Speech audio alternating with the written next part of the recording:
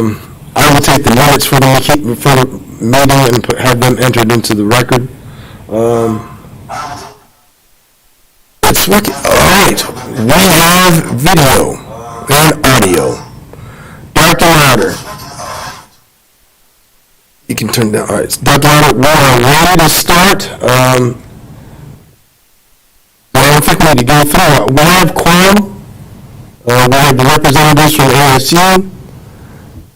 If you want, you can go and start from there. Okay, I think it's live streaming now, so hopefully we are good. All right, LTAC members, we will come back together and call this meeting back to order. Thank you for joining us on this special calls meeting to discuss the item on our agenda.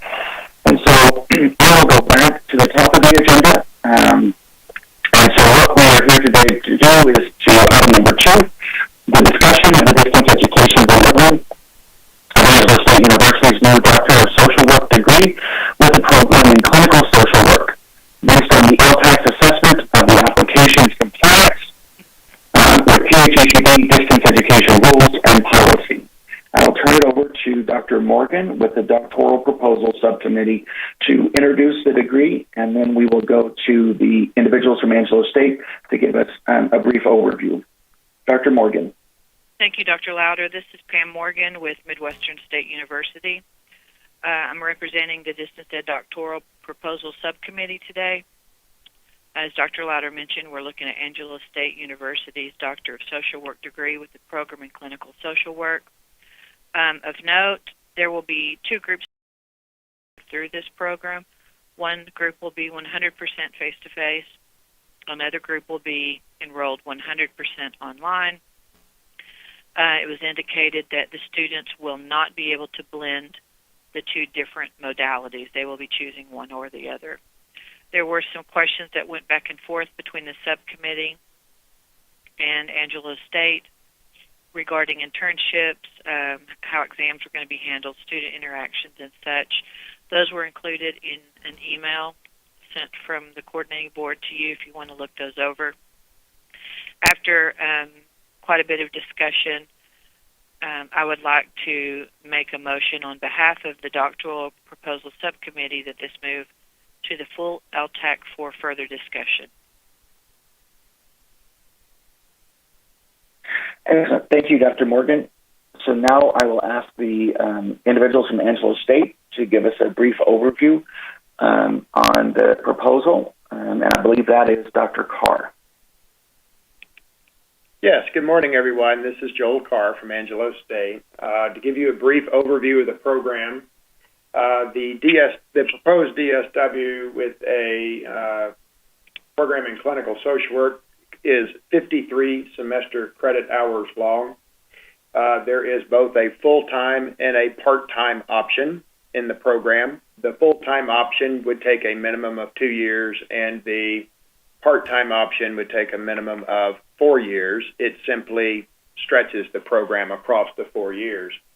For each of those, there is a face-to-face, 100% face-to-face option, and a 100% online option. The face-to-face students would be local in our seminar rooms, where the online students would be logging in at the exact same time, a synchronous environment from wherever they're at. So the 2 cohorts, while separate, will interact together in the various classes to facilitate discussion, collaboration. So we think of them as a singular cohort within 2 separate tracks, if you will. We're able to handle their written exams or written qualifying exams online. We're able to facilitate their oral defense of those qualifying exams online. They will propose their capstone project online, orally defend that project proposal to their committee, and then once their capstone project is completed with mentorship from their doctoral committee, they would orally defend that online as well. So it is a 100% online delivery. Concerning internships, those can be handled at a distance. We have approximately The exact number escapes me, but approximately 153 internships that are outside of San Angelo at present, and those are growing on a daily basis. Some of them reach as far as Rhode Island, or New Jersey, and so they're around our nation, and we have experience delivering online internship or field instruction already through both our master's and baccalaureate programs, and so this is an extension, if you will, a more rigorous extension of that. So we have experience doing that in a successful fashion. Currently, concerning need, y'all asked me to address that in addition to the general overview of the program. Concerning need, social work, and for those of you who may not be a part of the profession, is classified both in our state and federally as a healthcare profession. Moreover, we are a core mental health care profession as designated by CMS concerning the provision of mental health services. And so roughly because of those designations and our ability to provide services to a diverse population group, there is estimated through 2028 a 17 to 19% increase in need. In our state, there are 5 PhDs in social work. This is not a PhD in social work. This is an advanced practice degree. And at present, at this moment, there are no DSW programs in our state, either face-to-face or online. Ours is being proposed with a requested start date of this fall. There is one other being proposed at a different institution in our state, and it is proposed to start in spring of 23. There are approximately 17 other of these programs in our nation, with most of them being at private kind of institutions, and one of those 17 is in a U.S. province, for example, Puerto Rico.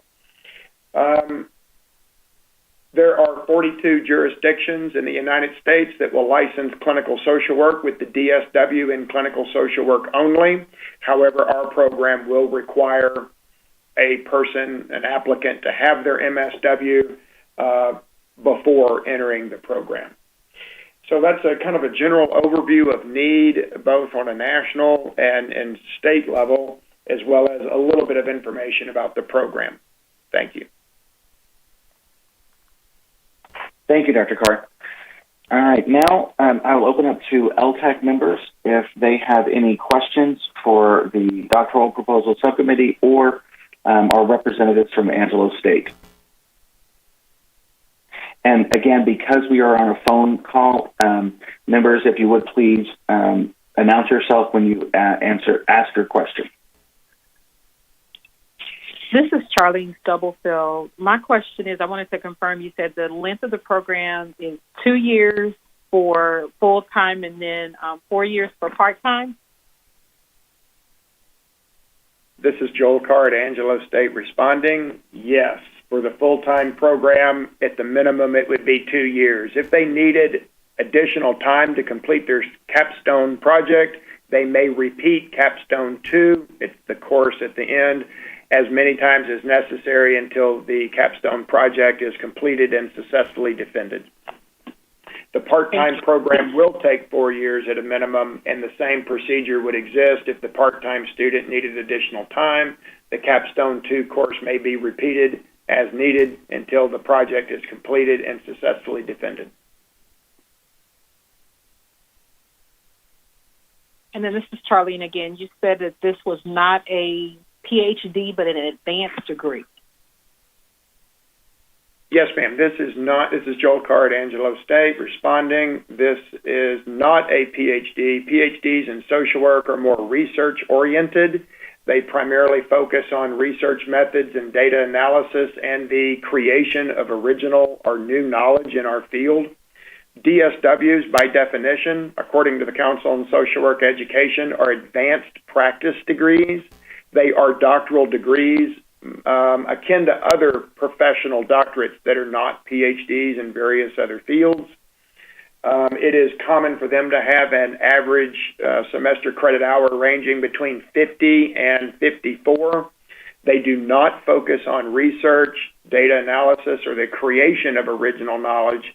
They focus more on the application of existing research and its application in practice. In our case, that would be first and foremost clinical practice, secondary administration and leadership in health and human service organizations, and thirdly, in higher education, working for teaching institutions for BSW programs and MSW programs.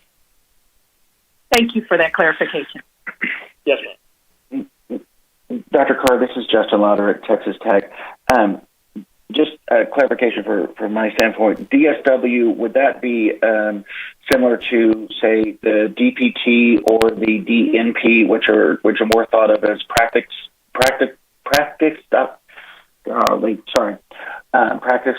doctorates, where it's more about the practice and not as much about the research? Would that be a fair statement? This is Joel Carr from Angelo State responding. Yes, that is an accurate description. Much like the Doctor of Nursing Practice or the Doctor of Physical Therapy, the DSW is a cousin degree to those fields. We have a DPT here at Angelo State, as an example. Yes, I remember the DPT well. So my next question, sorry, members, I have a couple of questions here, and I'm just going to go, and then we'll go back to other folks, would probably be more for the instructional design and the e-learning group from Angelo State. In the proposal, and also in the response to the questions, WebEx is mentioned. So in the response about internships, there's a statement that says some of the activities will be accomplished via Webex, Zoom, or Collaborate, or other platforms that are compliant. Then if I look at another question, it says just via Webex. And if I look at another question, it says the answer is Webex or other authorized platforms such as Collaborate. So can you give us some information on what tools are available for faculty to utilize? Is it multiple things like Webex, Collaborate, and Zoom? Is it just Webex? And kind of clarify that for me. This is Kristen Stanley from ASU, and we have Collaborate, and it's well integrated with our Blackboard learning system, and it is a virtual conferencing system where we've been using it for almost a decade now for students to meet and interact with their professors or with each other. And it's a synchronous environment. Also, recordings can be made for later viewing of a lecture or a video or presentation. And then we just recently adopted the Yuja media platform, where we're leaving 2 other video platforms behind and going with Yuja, where it offers live streaming and auto captioning with great accuracy. They're really focused on accessibility and education, and so we're looking at live streaming some of these classroom sessions, and so because it will offer all of the accessibility that we need that Collaborate doesn't quite do right now. And then we also have Yuja accessible from every Blackboard course. And so, yes, for conferencing and for video development. Okay. Yes, sorry. So sorry. Yeah, please, Dr. Carr, is that you? Yes, sir, it is. This is Joel Carr from Angelo State to support Ms. Stanley's comments. We also use WebEx in that it is the university-approved platform for us outside of Blackboard. So what Ms. Stanley has described is interior to Blackboard. We would use WebEx outside of Blackboard for those doctoral level communications which we want to have face-to-face interaction with online students, such as written exam oral defense, capstone oral defense, things of this nature, advising, mentorship, discussion of research, capstone projects, and so forth. And so that's why WebEx was mentioned. The other platforms are the ones that Ms. Stanley has mentioned. Thanks for that information. I would just offer that having multiple platforms like you do in your proposal can sometimes lead to student frustration and anxiety if they're having to go to multiple platforms for different things. So I would just wonder if it's really just Collaborate and Webex. Not that you need to update the proposal, but I think it needs to be clear that it's just Collaborate and Webex for those synchronous type meetings or something else for video production or video delivery, just to lower the hassle factor and the frustration factor for students and faculty if they're having to jump through multiple platforms to do some of the same things. So that's just something I would suggest. And I'll ask Derek. Dr. Carr mentioned Webex being the platform outside of Blackboard. I think most of us are fairly well informed about Blackboard, and I know Collaborate can be used outside of the LMS. So could you explain the need for both Webex outside of the LMS and Collaborate inside the LMS? I think the way I would answer that at this point is that the utilization of Collaborate for students is just easy because it's built into the LMS. I don't know that there would be a reason that we could not utilize Collaborate for the items that Dr. Carr has explained as far as doing defenses and that sort of thing. But does that answer your question? Yes, it does. And again, it's nothing to change in the proposal. It's just kind of thinking through the student hassle factor and frustration. So those are my questions. Thank you very much. LTAC members, open it back up to you for any other questions.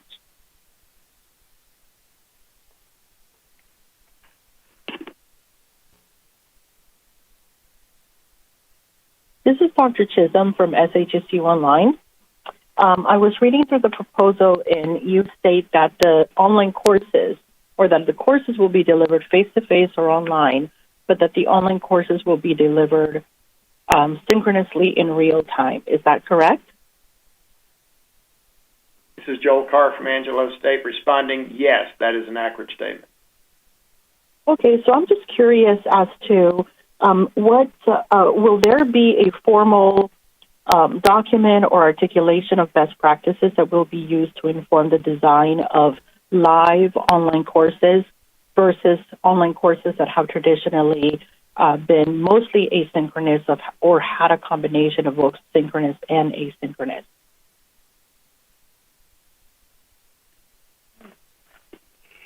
I believe the answer to that would be certainly, absolutely. How we've envisioned this as, for example, we're setting in one of our conference rooms that would be used for doctoral level instruction face-to-face. And while currently we're only on audio in this room, there is a probably 80-inch screen, LCD screen on the wall, complete with computer setup and consoles that allows us to have a camera of the room, and so the students that are online would literally be on that screen interacting in real time as if they were sitting here. So even though they're two separate programs and we don't allow them to jump back and forth, they are interacting with the students in real time just as if they were sitting in the room. And we do have a system in place to ensure that we're maintaining the integrity of the program and maintaining best practices and so forth. Okay, so if I assume that under that context, that presentational activities like lectures and student presentations, demonstrations, I can sort of envision how those will take place. But what about assessment activities? For example, if there's going to be a test administered, how is that going to work when you have a group of people that are physically in a conference room taking the test? What's going to happen with those who are, joined live online? Let me preface that, then I'll turn it over to Ms. Stanley to respond. On the doctoral level, typically in classrooms, think of them more like a seminar discussion. There's not going to be a lot of multiple choice tests or things of that nature. This is more of a classic doctoral type seminar class structure. Sometimes there are projects, sometimes there are papers, there is a immense about a reading and discussion about the material. There is on occasion going to be some degree of testing and assessment, but I don't want you to think that that is as common as it would be on the undergraduate or master's level, as this would be a doctoral level seminar type deal. So that's my preface, and then I'll turn it over to Ms. Stanley to answer the details of the testing. So if there were a test administered, we would do it through our learning management system, Blackboard. So there will be the face-to-face student, and they will be enrolled in a section of Blackboard, and our online students, and they will be enrolled in a section of Blackboard. We're going to merge those two courses together for one Blackboard course, and we have permission to do this. And all learning will be demonstrated as well in the learning management system, and the grades are supposed to, from all of our policies, we're supposed to archive and show demonstration of learning and interaction through the learning management system. So when we have sessions in Collaborate, those analytics will be, we can pull those from Collaborate from the Blackboard learning management system. And if they had a test, it would be posted inside Blackboard. They would access it there, and they would take it, and then the grades would be recorded inside the learning management system in the grade center. Say an assignment or a paper or something that they needed to do, they could upload it from an assignment submission link. All of our Blackboard courses have all the requirements that they need, and they're informally vetted using Quality Matters, but so that they have a way to access and ask questions from it. I have a question discussion board. They can interact with their peers, and so they can do everything inside the learning management system. So I'll stop. So just to build upon that, to specifically address the issue of assessment and testing, we have what's called Respondus Lockdown Monitor and Browser. And so let's just say that there was an exam of sorts or a project that would require monitored independent activity in that moment. That would be launched through the Lockdown Browser and Monitor. So the student would have to do an environmental scan. You know, it would be a formal monitored environment. And so they would have to do an environmental scan, present their ID, and they would be monitored literally while conducting or completing, I should say, the assessment or test or so forth. Concerning other assignments, when they submit them specifically, that's ran through Turnitin type software or Safe Assign. It depends on the part that's integrated in with Blackboard. And it's ran through for plagiarism and things of that nature, so the instructor can review those reports and determine that it was properly researched, cited, referenced, and so forth. So we do have the ability, specifically to address that question, to deliver monitored exams in a synchronous and even an asynchronous environment. Right, and that's really where my question was stemming from the perspective that I know historically that doctoral programs do not leverage some of the traditional assessment formats as, multiple choice exams, but it is listed in your proposal that you will use Respondus Monitor, Lockdown Browser, and so I was curious as to what that dynamic was going to be. So I appreciate the clarification. I think that that's starting to make a lot more sense to me now. So in other words, it sounds like your face-to-face students are going to leverage the learning management system and the Lockdown Browser and such other tools such as Safe Assign and Turnitin, but that the difference between them and the students that are doing this live remotely is that those quote-unquote online students are going to have an opportunity to tune in live to lectures and instructional activity. That sounds accurate, yes.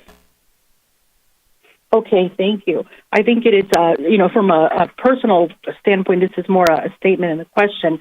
I think it's going to be interesting to see how that format pans out because it leverages both elements of what we have traditionally regarded as a fully online course and what we have recently experimented with COVID as emergency remote instruction. So I'm very of hopeful expectation for your program, and I'm looking forward to see what lessons might be learned from incorporating both of those dynamics in the context of distance ed.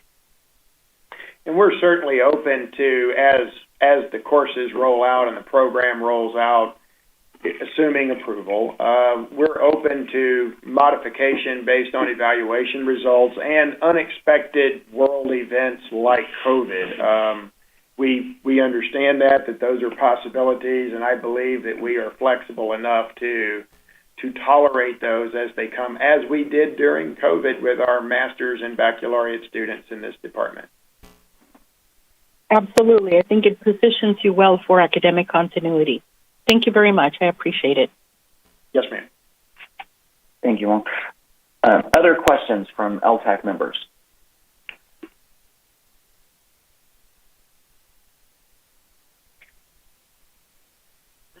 Hey, Dr. Morgan. Sorry, Patrick. Hey, this is Patrick Plush, University of North Texas, and I had a question for our guest about the rationale behind drawing such a bright line between online and face-to-face cohorts, noting that students need to file a formal change to move from online delivery to face-to-face delivery. And I wondered if you could just speak to your decision-making process for setting it up in that way, where there is this bright line between the online and the face-to-face cohorts. This is Joel Carr from Angelo State responding. We did that for the sake of parsimony, and let me explain what I mean by that. We wanted to keep it clean, we wanted to keep it simple, and there's a very specific rationale. The Council on Social Work Education, which is the accrediting body for the social work profession, right now in this moment accredits baccalaureate and master's programs. However, they are piloting right now at this moment advanced practice degree accreditation with 3 of the 17 institutions. As a part of those standards, the evaluation of the programs, what we're starting to see emerge, even on the bachelor's and master's level, and to some extent with SACs, because we've got to turn in data for online and face-to-face, folks are starting to want to know, what's your face-to-face program like, evaluation results, and what is your online program like, evaluation results. So when you allow students to jump that barrier without a formal degree plan change, which is not a cumbersome process at all, we didn't want to make a barrier, but we did want to try to keep it clean. We're able to evaluate the program online and face-to-face and have what we hope to have more reliable and valid results from that evaluation as an online program compared to a face-to-face program, hopefully adding to our ability to improve one or both of the programs, submit the data, and so forth for accreditation, because our intention is when that accreditation process for the DSW level, not PhD, but DSW level advanced practice doctorates roll out, we will be filing for to proceed with accreditation. And so we've built the program in preparation for that. Hopefully that clarified a bit for you. Yeah, and you do offer the flexibility that it's really proposed that it be 5 and 5, but it's any combination of 10. So it could be 8 online and 2 face-to-face.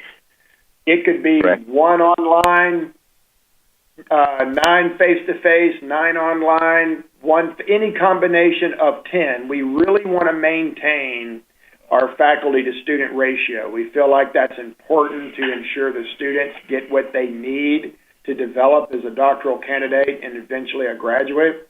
So we really want to maintain that 1-to-5 ratio, and then as the program rolls out and we add faculty, it will develop accordingly.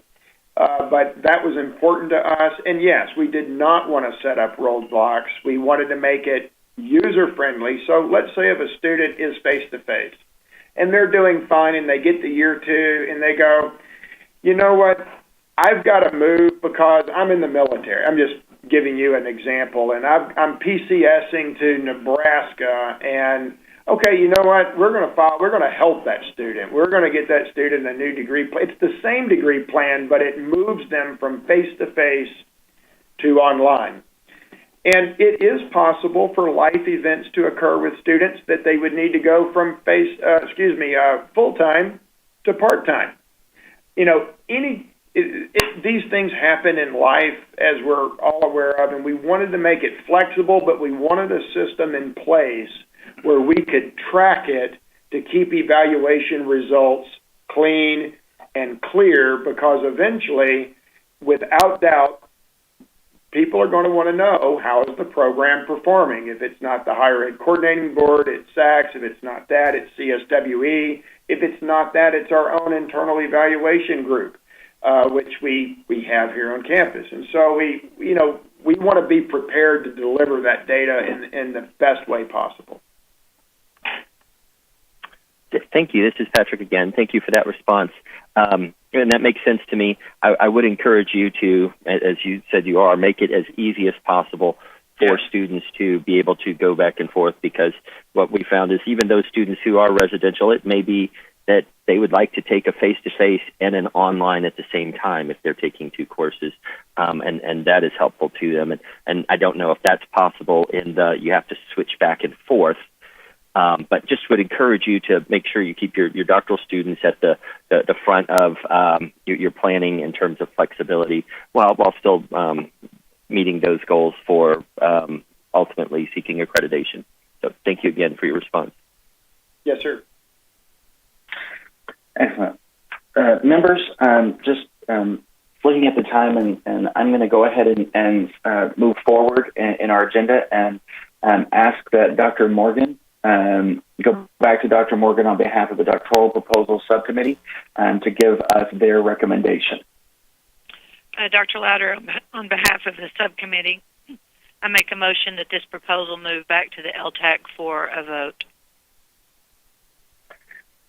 Thank you, Dr. Morgan. So, members, we will move into item number 3 in our agenda, the consideration and possible action to recommend for approval the distance education delivery of Angelo State University's new Doctor of Social Work DSW degree with a program in clinical social work based on LTAC's assessment of the application's compliance with THECB distance education rules and policy. This does come to us with a recommendation from a committee to approve the Angelo State University's request to offer the DSW via distance delivery. Is there any other points of consideration or items to discuss at this point, members?